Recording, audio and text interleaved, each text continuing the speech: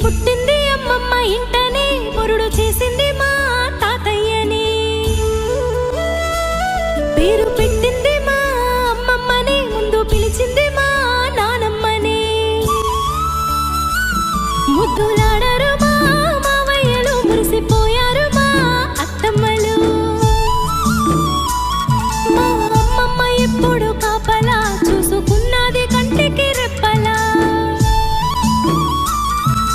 లాల పోసింది జోల పాడింది బుగ్గ చుక్క పెట్టి